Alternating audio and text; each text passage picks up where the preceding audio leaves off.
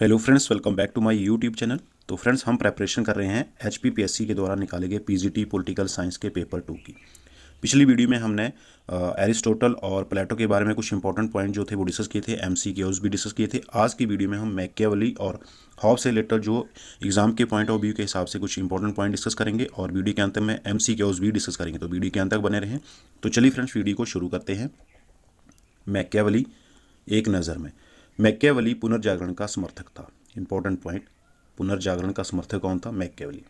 Machiavelli की दो रचनाएं द प्रिंस और डिस्कोर्सेज राजनीति के दृष्टिकोण से महत्वपूर्ण हैं। उसकी दो महत्वपूर्ण रचनाएं कौन सी हैं? द प्रिंस और डिस्कोर्सेज।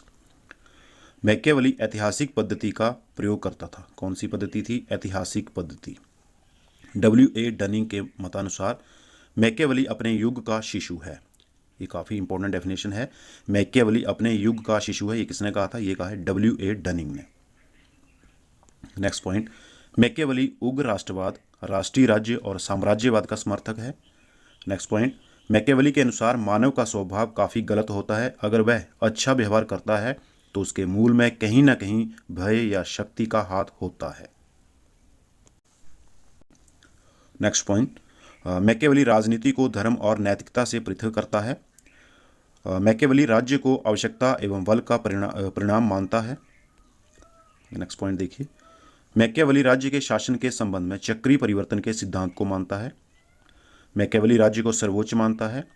मैकियावेली का आदर्श राजा अनैतिक, अधार्मिक, अन्यायी, धोखेबाज, बेईमान, हृदयविहीन, आत्यायी, निष्ठुर, बहरूपिया आदि का प्रतिरूप होता है। मैकियावेली का राज्य और उसका हित सर्वोपरि है। नेक्स्ट पॉइंट में देखिए, मैकियावेली व्यक्ति के निजी जीवन में नैतिकता की उपस्थिति को आवश्यक मानता है और शासक को भी शांतिपूर्ण एवं सामान्य स्थिति में नैतिक नियमों को पालन करने की बात करता है। मैकियावेली नैतिकता के प्रति भी दोहरा मापदंड अपनाता है। पहला है व्यक्तिगत नैतिकता और दूसरा है सार्वजनिक नैतिकता। आगे, मैकियावेली का शासक पराई स्त्री और पराय धन का अपहरण नहीं करता है। मैकियावेली राजतंत्र का समर्थक है, परंतु गणतंत्र को सर्वोत्तम शासन मानता है। वो राजतंत्र का समर्थक है वैसे तो, लेकिन गणतंत्र को भी सर्वोत्तम शासन मानता है। मैकियावेली स्पष्ट रूप से संप्रभुता की चर्चा अपनी रचनाओं में नहीं करता, परंतु राजा के बारे में दिए गए विचार में संप्रभुता की स्पष्ट व्याख्या मिल जाती है। नेक्स्ट पॉइंट, मैकियावेली का संप्रभुता संबंधी सिद्धांत संप्रभुता के अद्वैतवादी सिद्धांत से मिलता जुलता है। मैकियावेली को आधुनिक राष्ट्रवाद का प्रथम विचारक या जनक कहा जाता है। इंपॉर्टेंट पॉइंट है कि मैकियावेली को आधुनिक राष्ट्रवाद का प्रथम विचारक या जनक कहा जाता है। इसे आधुनिक राष्ट्रवाद के जनक कहने वाले विद्वान जो हैं वो हैं F.J.C. हर्नशा। ये किसने कहा है आधुनिक राष्ट्रवाद का जनक? F.J.C. हर्नशा। मैकियावेली को गैटेल नामक विद्वान ने प्रथम आधुनिक यथार्थवादी विचारक कहा है। और गैटेल ने क्या कहा है उन्हें? प्रथम आधुनिक यथार्थवादी विचारक। Points to remembers. First point देखिए, पुनर्जागरण या रेनेसां शब्द का शाब्दिक अर्थ पुनर्जन्म से है।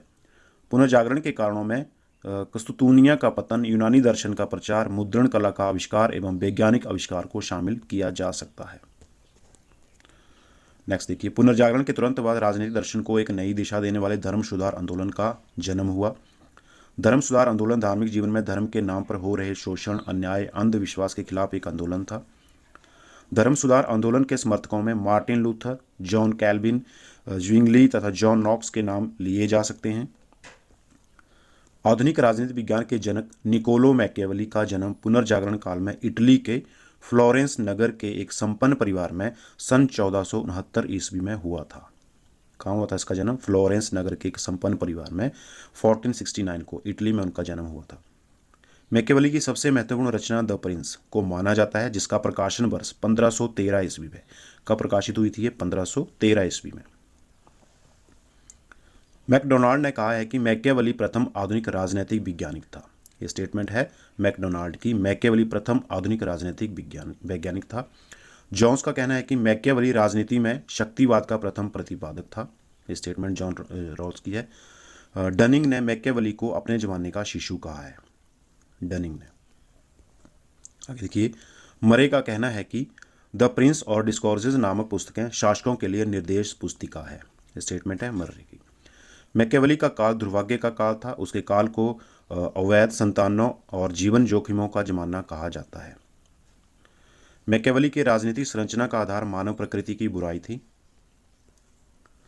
मैकियावेली का राज्य धर्मनिरपेक्ष था, जिसका किसी दैवी प्रकाशना, धर्म अथवा ईश्वर से कोई संबंध नहीं था। मैकियावेली ऐतिहासिक पद्धति के साथ निगमन प्रक्रिया का प्रयोग अपने अध्ययन में किया था। उसने ऐतिहासिक पद्धति के साथ साथ निगमन प्रक्रिया का प्रयोग भी किया था। मैकियावेली ने प्राचीन राजनीतिक विचारक अरस्तु से प्रभावित होकर नीति विज्ञान को राजनीति से अलग किया था। मैकियावेली का नरेश लुई 14वें के वक्तव्य पर मैं ही राज्य हूं पर आधारित था। ये किसका वक्तव्य है? मैं ही राज्य हूं। ये नरेश लुई 14वें का वक्तव्य है। डनिंग ने कहा मैकियावेली राजनीति में अनैतिक नहीं बल्कि सदाचार निरपेक्ष है। अगली स्टेटमेंट, मैकियावेली का यह सिद्धांत लक्ष्य साधन का समर्थन करेगा। महात्मा गांधी के इस सिद्धांत के ठीक विपरीत है कि साधन साध्य का समर्थन करता है। एलन के शब्दों में मैकियावेली का राज्य प्रारंभ से ही पूरे अर्थ में एक धर्मनिरपेक्ष राज्य था। ये स्टेटमेंट है एलन की। नेक्स्ट देखिए, मैकियावेली के अनुसार मनुष्य की बुरी और अराजकतावादी प्रवृत्तियों पर सबसे अच्छा प्रतिबंध धर्म ही है। संक्षेप में, मैकियावेली धर्म के गैर ईसाई विचार को स्वीकार करते हैं। मैकियावेली के अनुसार सभी स्वतंत्र सरकारों के दो मुख्य ध्येय होते हैं, एक अपने अधिकार क्षेत्र को बढ़ाना और दूसरा अपनी स्वतंत्रताओं को सुरक्षित रखना। नेक्स्ट पॉइंट है, मैकियावेली का नैतिकता का सिद्धांत द्वैध है। उनका कहना है कि ना कोई कार्य या बात बिल्कुल अच्छी होती है और ना बिल्कुल बुरी होती है। मैकियावेली ने अपने राजा के संबंध में कहा है कि वह आवश्यकता पड़ने पर शेर की तरह बहादुर और खूंखार हो और जरूरत पड़ने पर लोमड़ी की तरह चालाक हो। ये कहा है उसने अपने राजा के संबंध में। नेक्स्ट स्टेटमेंट देखिए, मैकियावेली ने लिखा है मनुष्य अपने पिता की हत्या भूल सकता है लेकिन संपत्ति के अपहरण के कृत्य को नहीं भूल सकता। लॉर्ड एक्टन के शब्दों में मैकियावेली के बाद जो कुछ भी हुआ वह सब कुछ उसके लिए प्रमाण पत्र के सदृश्य हैं। हर्नशॉ का कहना है कि वस्तुतः राष्ट्र राज्य नेशन स्टेट का जनक मैकियावेली ही था, जबकि एलन इसका विरोध किया था। शेवाइन के शब्दों में देखिए, शेवाइन के कहते हैं मैकियावेली शायद इतने व्यवहारिक थे कि वे पारंगत दार्शनिक हो ही नहीं सकते थे। मैकियावेली का कहना है कि सरकार को न्यायपूर्ण होने की बजाय शक्तिशाली होना अधिक महत्वपूर्ण है। मैकियावेली ने राज्य के शासन के संबंध में चक्रीय परिवर्तन सिद्धांत को स्वीकार किया। कौन सा सिद्धांत? चक्रीय परिवर्तन का सिद्धांत। ये स्वीकार किया था मैकियावेली ने राज्य के शासन के संबंध में। मैकियावेली राज्य को आवश्यक एवं बल का परिणाम मानते हैं। मैकियावेली राजतंत्र के समर्थक हैं परंतु गणतंत्र को सर्वोत्तम मानते हैं। पहले भी डिस्कस किया स्टेटमेंट। मैकियावेली उग्र राष्ट्रवाद, राष्ट्रीय राज्य और साम्राज्यवाद के समर्थक हैं। चलिए अब मैकियावेली से रिलेटेड MCQs जो हम वो डिस्कस करते हैं। वक्तव्य वाला क्वेश्चन है पहला ही देखिए, निम्नलिखित वक्तव्यों पर विचार कीजिए। यहाँ पर 4 स्टेटमेंट दी गई हैं मैकियावेली से रिलेटेड है। मैकियावेली को पुनर्जागरण की संतान कहा जाता है। मैकियावेली की प्रसिद्ध कृति द आर्ट ऑफ वॉर को राजनीति विज्ञान की प्रथम आधुनिक कृति माना जाता है। मैकियावेली के द्वारा पूर्ण सत्तावादी राजतंत्र की वकालत की जाती है, या फिर मैकियावेली ने एक राष्ट्र एक राज्य के सिद्धांत को प्रस्तुत किया। तो यहाँ पूछा गया है कि उपयुक्त में से कौन से वक्तव्य सही हैं।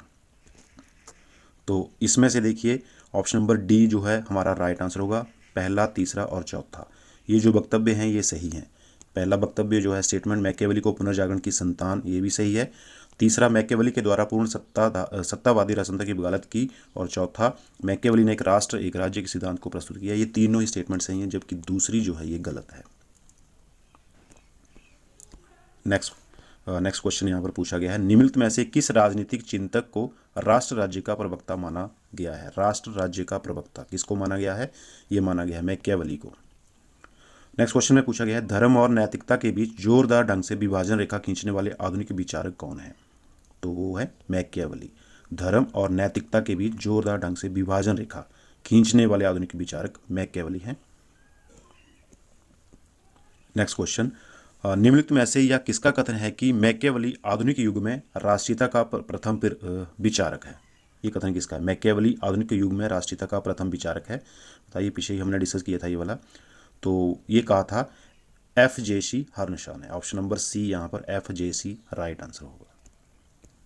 क्वेश्चन नंबर 5, निम्नलिखित में से किसने सर्वप्रथम राजनीति शास्त्र में आधुनिक राज्य की अवधारणा को प्रस्तुत किया? राजनीति शास्त्र में आधुनिक राज्य की अवधारणा को सबसे पहले किसने प्रस्तुत किया? मैकियावेली ने। A option correct answer. Next देखिए, निम्नलिखित में से यह किसका मत है कि राज्य को नैतिकता अनैतिकता से कुछ लेना देना नहीं है? तो ये भी जो विचार है ये मैकियावेली का ही है, option number A. Next question, निम्नलिखित में से कौन सी रचना मैकियावेली द्वारा रचित नहीं है? देखिए 4 रचनाएं दी गई, कौन सी यहाँ पर मैकियावेली के द्वारा लिखी नहीं गई है? वो है टू ट्रीटीज ऑफ गवर्नमेंट। ये जो है ये मैकियावेली की नहीं है, बाकी the prince, the art of war, discourses on Titus Livius, ये तीनों ही मैकियावेली की हैं, ये वाली नहीं है। नेक्स्ट क्वेश्चन, निम्नलिखित में से मैकियावेली की किन 2 रचनाओं को निर्देश पुस्तिका कहा जाता है? कौन सी वो 2 रचनाएं जिन्हें निर्देश पुस्तिका कहा जाता है? तो वो हैं द प्रिंस और डिस्कोर्सेस, ऑप्शन नंबर डी ये राइट आंसर। नेक्स्ट में देखिए, मैकियावेली का राष्ट्रवाद संबंधित है, किससे संबंधित है मैकियावेली का राष्ट्रवाद? ये संबंधित है उग्र राष्ट्रवाद से, ये option correct answer. Next question, Machiavelli ने अपनी किस रचना में गणतंत्र को सर्वोत्तम शासन कहा है? कौन सी रचना है मैकियावेली की जिसमें उसने गणतंत्र को सर्वोत्तम शासन कहा है? वो रचना है discourses, B option right answer. आगे नेक्स्ट क्वेश्चन देखिए, निम्नलिखित में से कौन सा विचारक मिश्रित सरकार का समर्थन करता है? Hobbes, J S. मिल, रूसो या मैकियावेली? मिश्रित सरकार का समर्थन कौन करता है? Machiavelli, D option right answer. Next question, निम्नलिखित में से यह किसका कथन है कि साध्य साधन का औचित्य बताता है? साध्य साधन का औचित्य बताता है, ये किसका विचार है? ये है मैकियावेली का, C option correct answer. Next में देखिए, निम्नलिखित में से किस विचारक को शेर लोमड़ी की नीति पर विश्वास है? शेर लोमड़ी की नीति पर, ये भी डिस्कस किया था पिछली लाइन, ये विश्वास है मैकियावेली को, ऑप्शन नंबर ए यहाँ पर इसका राइट आंसर होगा। 14, निम्नलिखित में से कौन सा कथन असत्य है? 4 स्टेटमेंट दी गई हैं, इनमें से कौन सा गलत है? पहला है, अरस्तु का अनुसरण करते हुए मैकियावेली ने सरकारों के विशुद्ध व उनके विकृत रूप को मिलाकर 6 भागों में बांटा है। बी है, मैकियावेली को आधुनिक राजनीतिक चिंतन का जनक माना जाता है। और तीसरा, द प्रिंस का प्रकाशन वर्ष 1513 में हुआ था और गैटल ने मैकियावेली को अपने युग का शिशु कहा है। तो इनमें से कौन सी स्टेटमेंट जो है वो गलत स्टेटमेंट है? तो इसमें से गैटल ने मैकियावेली को अपने युग का शिशु कहा है, ये स्टेटमेंट जो है ये गलत स्टेटमेंट है, गैटल ने नहीं कहा था ये। आगे क्वेश्चन नंबर 15 है, निम्नलिखित विचारकों में से यह किसका कथन है कि मैकियावेली अपने युग का शिशु है? किसने कहा था मैकियावेली अपने युग का शिशु है? ये कहा था W.A. डनिंग ने। देखिए ए ऑप्शन यहाँ पर राइट आंसर है। चलिए नेक्स्ट, अब हम हॉब्स के बारे में कुछ इंपॉर्टेंट पॉइंट पहले डिस्कस करेंगे और उसके बाद MCQs डिस्कस करेंगे। वीडियो थोड़ी लंबी ज़रूर हो जाएगी लेकिन काफ़ी हेल्प मिलेगी आपको इस वीडियो से भी। तो चलिए पहले points to remember. First point Thomas Hobbes से संबंधित है। टॉमस हॉब्स का जन्म इंग्लैंड के दक्षिणी तट पर स्थित माल्सबरी नाम के नगर में सन 1558 में एक पादरी के घर में हुआ था। इंग्लैंड में इनका जन्म हुआ था टॉमस हॉब्स का, माल्सबरी नाम के नगर में। नेक्स्ट पॉइंट, हॉब्स स्वभाव से भीरू, डरपोक, झगड़ालू, दम्भी परंतु कर्मठ था। हॉब्स ने स्वयं ही कहा है वह और डर दोनों जुड़वा भाई हैं। ये देखिए इंपॉर्टेंट पॉइंट, वह शुरू से ही कैसे थे? डरपोक थे, झगड़ालू थे, दम्भी थे। आगे नेक्स्ट पॉइंट देखिए, हॉब्स ने कई महत्वपूर्ण पुस्तकों की रचना की है जिनमें लेवियाथन जो है इंपॉर्टेंट बुक है इनकी हॉब्स की, ये प्रकाशित हुई 1651 में, 1651 में। डी कॉर्पोर और और बॉडी, यानी कि डी कॉर्पोर और या फिर ऑन बॉडी, ये 1665 में। एलिमेंट ऑफ लॉ 1650 में। डिकीव और ऑन द सिविक ऑर्डर 1642 में प्रकाशित हुई। और डी होमाइन 1658 की, ये उनकी महत्वपूर्ण रचनाएं हैं हॉब्स की। लेवियाथन हॉब्स की अंग्रेजी भाषा में लिखित सर्वाधिक महत्वपूर्ण पुस्तक है। अंग्रेजी भाषा में लिखता है उनकी लेवियाथन, और सबसे महत्वपूर्ण पुस्तक है। बाइबल में लेवियाथन को विशालकाय समुद्री राक्षस नाम दिया है। यह पुस्तक 4 भागों में है। बाइबल में लेवियाथन को क्या कहा है? विशालकाय समुद्री राक्षस। और कितने भागों में है ये? 4 भागों में ये बुक है ये। हॉब्स ने 1642 में हुए इंग्लैंड के गृह युद्ध को अनुचित ठहराया था। हॉब्स के समझौता का अंतिम निष्कर्ष निरंकुश राजतंत्र है। हॉब्स की प्राकृतिक अवस्था में मनुष्य का जीवन एकांकी, दीनहीन, घृणित, पाशविक, क्षणभंगुर था। नेक्स्ट पॉइंट में देखिए यहाँ पर, हॉब्स का व्यक्ति प्राकृतिक कानून से निर्देशित था जो आत्मरक्षा के नियम हैं। हॉब्स प्राकृतिक नियमों को आर्टिकल्स ऑफ पीस कहता है और इसकी संख्या 19 बताई गई है। प्राकृतिक नियमों को क्या कहता है हॉब्स? Articles of peace. और कितनी संख्या बताई है? 19, जिनमें 3 प्रमुख हैं। कौन से हैं? जीवन, शांति, समानता। हॉब्स ने मानव स्वभाव का चित्रण स्थायी, लोभी, अहंकारी तथा युद्धप्रिय के रूप में किया है। नेक्स्ट में देखिए, हॉब्स के अनुसार प्रत्येक व्यक्ति अपने सभी अधिकार एक व्यक्ति या व्यक्ति समूह को सौंप दे, वह उनकी एक दूसरे से तथा बाह्य आक्रमणों से रक्षा करेगा। हॉब्स का उद्देश्य एक सर्वशक्तिमान असीमित राज्य की स्थापना करना है। क्या उद्देश्य उसका? सर्वशक्तिमान असीमित राज्य की स्थापना करना। निरंकुशतावाद का समर्थक होने के बावजूद हॉब्स को उदारवादी दार्शनिक व्यक्तिवादी पद्धति का जनक समझा जाता है तो वो निरंकुशतावाद के समर्थक, लेकिन उसके बावजूद भी उनको उदारवादी दार्शनिक व्यक्तिवादी पद्धति का जनक भी समझा जाता है। हॉब्स का कहना है कि सत्ता और स्वतंत्रता एक दूसरे के विरोधी हैं। ये कथन किसका है? सत्ता और स्वतंत्रता एक दूसरे के विरोधी हैं, हॉब्स का। इसके साथ ही हॉब्स ने कहा है, जहां कानून चुप है वहीं व्यक्ति स्वतंत्र है। ये भी स्टेटमेंट हॉब्स की है। आगे नेक्स्ट देखिए, हॉब्स का कहना है कि मनुष्य जिन वस्तुओं से आकर्षित होता है उन्हें अच्छा कहता है और जिन्हें वह नहीं चाहता उन्हें बुरा कहता है। अच्छाई और बुराई वस्तुओं में नहीं बल्कि मानव स्वभाव में निहित होती है। बहुत ही अच्छी स्टेटमेंट है, ये भी उनकी है। आगे देखिए, सेवाइन के अनुसार हॉब्स एक साथ पूर्ण उपयोगितावादी और पूर्ण व्यक्तिवादी था। ये किसने कहा है? सेवाइन ने। आगे नेक्स्ट है, हॉब्स के समझौते का आधार भय है, इसलिए उसने संप्रभु को भय देवता कहा है। हॉब्स चर्च और राज्य में स्पष्ट रूप से अंतर करता है। हॉब्स ने सामाजिक समझौते का विचार प्लेटो और हुकर से ग्रहण किया है। नेक्स्ट, मानव प्रकृति के विषय में हॉब्स बहुत हद तक मैकियावेली से प्रभावित हैं। नेक्स्ट देखिए, डिस्कॉर्टिस से प्रभावित होकर हॉब्स ने वैज्ञानिक विधि तथा भौतिकवादी सिद्धांत का प्रयोग अपने अध्ययन में किया। हॉब्स के शब्दों में, प्रत्येक व्यक्ति का ध्येय उन वस्तुओं को उपलब्ध करने की सतत सफलता है जिनकी वह समय समय पर इच्छा करता रहता है। नेक्स्ट स्टेटमेंट हॉब्स की है, प्रत्येक आदमी की प्रत्येक अन्य आदमी के साथ लड़ाई होना अवश्यंभावी है। नेक्स्ट देखिए, हॉब्स कहता है, एकता सामान्य प्रतिनिधि में निहित रहती है, ना कि व्यक्तियों में। अगली स्टेटमेंट, नेक्स्ट स्टेटमेंट देखिए, हॉब्स के अनुसार प्रत्येक व्यक्ति का दुश्मन होता है। Every man is enemy to every man. Hallowell के शब्दों में, हॉब्स के विचारों में कर्तव्य और स्वार्थ एक हो गए हैं। ये किसके शब्द हैं? हैलोवेल के। आगे नेक्स्ट है, हॉब्स के अनुसार सत्ता चाहे जिसमें रहे वह पूर्ण, अविभाज्य और अदेय होती है। बाहन के अनुसार प्राकृतिक अवस्था पूर्णतः काल्पनिक तथा नैतिक हास्यिक है। आगे स्टेटमेंट देखिए, क्लेरेंडन के शब्दों में, मैंने कोई ऐसी पुस्तक नहीं पढ़ी जिसमें इतना राजद्रोह, विश्वासघात तथा धर्मद्रोह का समावेश हो। बिलोवी के शब्दों में, हॉब्स राज्य और सरकार में अंतर नहीं करता, यह उसकी सबसे बड़ी भूल है। यह है बिलोवी के। नेक्स्ट में देखिए, हॉब्स सबसे प्रथम राजनीतिक दार्शनिक हैं जिसने यह सिद्ध किया कि राज्य दैवी संस्था न होकर यह मानवीय संस्था है।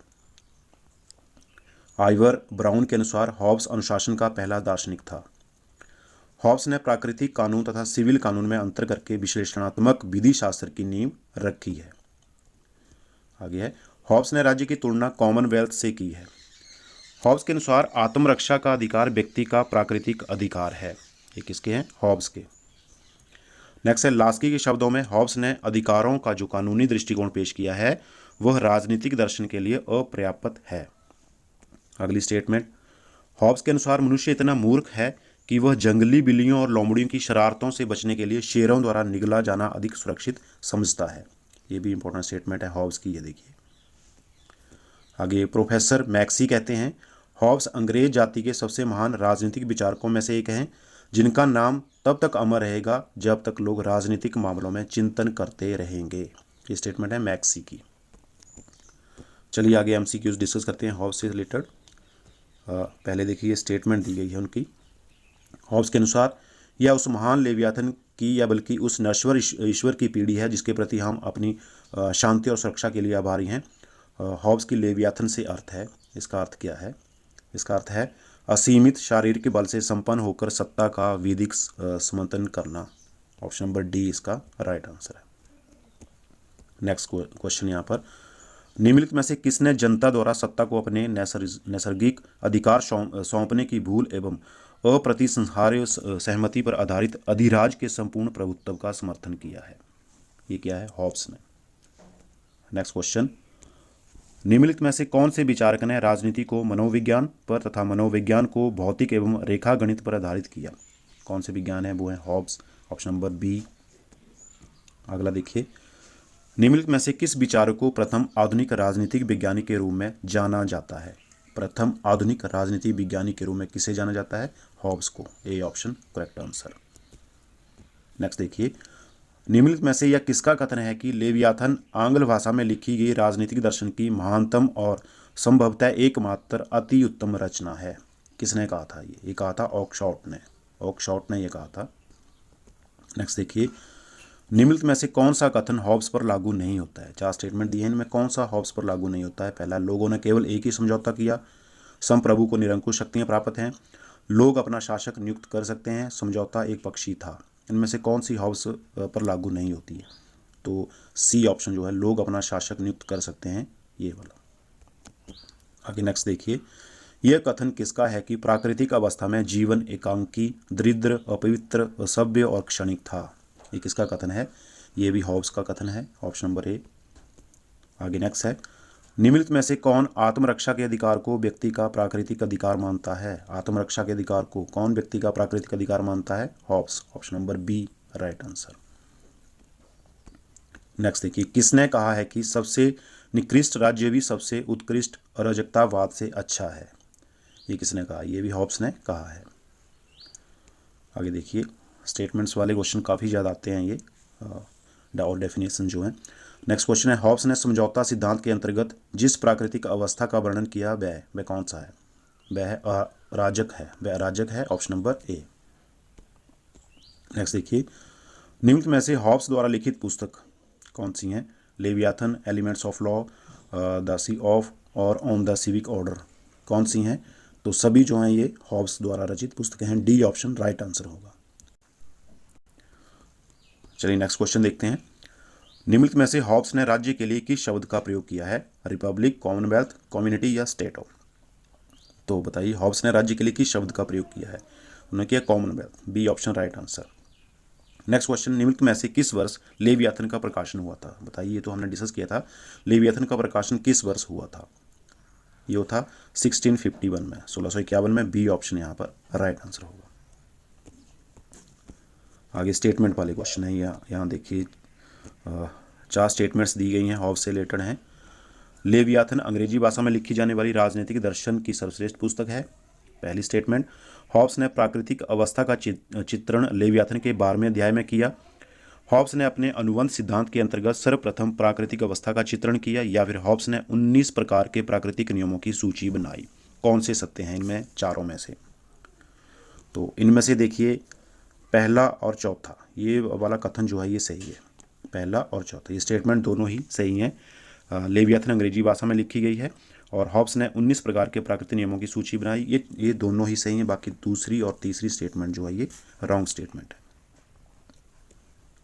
आगे नेक्स्ट क्वेश्चन, निम्नलिखित में से किसने निरंकुश राजतंत्र का समर्थन किया है? निरंकुश राजतंत्र का समर्थन किया है हॉब्स ने। A option correct answer. आगे है, हॉब्स के अनुसार बुराई और अच्छाई, हॉब्स के अनुसार बुराई और अच्छाई मानव क्रिया के उद्देश्य के सापेक्ष धारणा है। C option correct answer. आगे नेक्स्ट देखिए, यहाँ भी स्टेटमेंट दी गई हैं, कथन दिए गए हैं, 4 कथन दिए गए हैं। कौन सा कथन इनमें से सही नहीं है? पहला है, हॉब्स के समझौता सिद्धांत में एक असीमित राजसत्ता की स्थापना होती है जो सर्वोच्च, निरंकुश, अविभाज्य वो सर्वशक्ति संपन्न होती है। दूसरी स्टेटमेंट, हॉब्स का सामाजिक समझौता सिद्धांत सभी लोगों पर बाध्यकारी नहीं है। तीसरा, व्यक्ति को राजसत्ता के अधिकारों के विरुद्ध अधिकार प्राप्त नहीं है, या उपयुक्त में से कोई भी नहीं। तो इनमें से ऑप्शन नंबर बी वाली स्टेटमेंट जो है ये गलत स्टेटमेंट है। हॉब्स का सामाजिक समझौता सिद्धांत सभी लोगों पर बाध्यकारी नहीं है, ये वाली स्टेटमेंट गलत है, ये वाली। बाकी ये तीनों ही सही स्टेटमेंट्स हैं। आगे नेक्स्ट और लास्ट क्वेश्चन, निम्नलिखित में से क्या हॉब्स के राजनीतिक चिंतन का केंद्र बिंदु है? हॉब्स के राजनीतिक चिंतन का केंद्र बिंदु कौन सा है? वो है व्यक्ति। ऑप्शन नंबर ए यहाँ राइट आंसर होगा।